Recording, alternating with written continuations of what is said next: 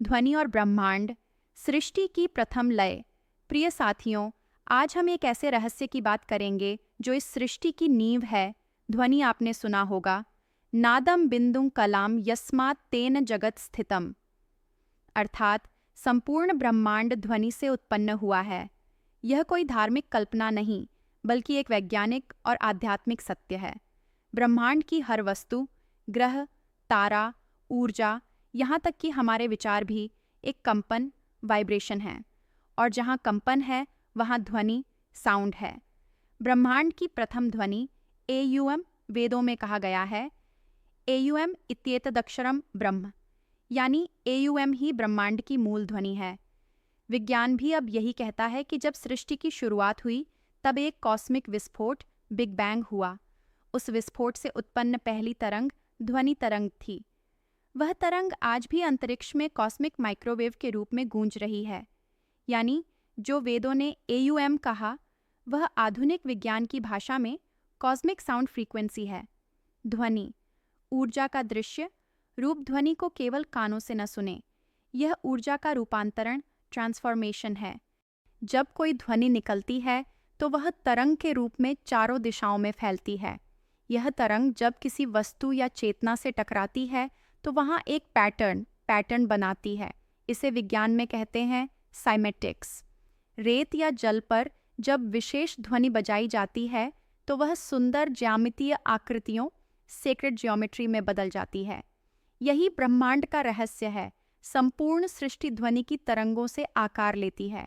मनुष्य और ब्रह्मांड ध्वनि से जुड़े हैं। हमारा शरीर भी उसी ब्रह्मांडीय ध्वनि का अंश है। हमारे डीएनए, हमारी कोशिकाएं, यहाँ तक कि हमारा हृदय भी एक निश्चित आवृत्ति, फ्रीक्वेंसी पर कंपन करता है। जब यह आवृत्ति ब्रह्मांड की लय से तालमेल में रहती है तो हम स्वस्थ, शांत और संतुलित महसूस करते हैं। पर जब यह असंतुलित हो जाती है तो शरीर, मन और भाग्य तीनों में अव्यवस्था शुरू हो जाती है। इसीलिए कहा गया है, यत्र नादः तत्र ब्रह्म। जहाँ दिव्य ध्वनि है, वहीं ब्रह्म की उपस्थिति है। ध्वनि और चेतना का संबंध, ध्वनि केवल बाहर नहीं, भीतर भी गूंजती है। ध्यान के गहरे स्तर पर जब साधक भीतर उतरता है तो वह एक सूक्ष्म अनाहत नाद सुनता है। वह ध्वनि जो किसी यंत्र या मुंह से नहीं निकलती, बल्कि स्वयं चेतना से उठती है, वह अनाहत नाद ही है। आत्मा और ब्रह्मांड के मिलन का स्वर, साउंड हीलिंग, ब्रह्मांड से पुनः जुड़ने की कला।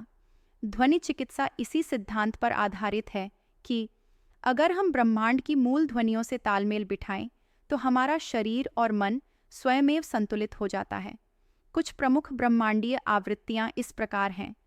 432 हर्ट्ज, यह ब्रह्मांड की प्राकृतिक कंपन है जो धरती और मानव को संतुलित करती है। 528 हर्ट्ज, डीएनए को रिपेयर करने और प्रेम ऊर्जा को जगाने की आवृत्ति।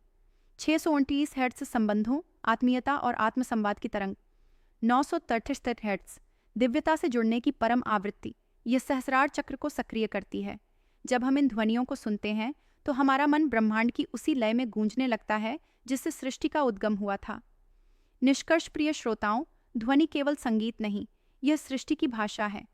हमारे विचार, हमारे शब्द और हमारे संकल्प सभी ब्रह्मांड में ध्वनि तरंगों के रूप में गूंजते हैं। इसलिए अपने भीतर की ध्वनि को शुद्ध रखिए, मंत्र जपिए, शांति के स्वर गाइए, क्योंकि आपकी ध्वनि ही आपके चारों ओर की सृष्टि को आकार देती है। याद रखिए, ध्वनि ही ब्रह्म है और ब्रह्म ही सृष्टि का संगीत है। धन्यवाद।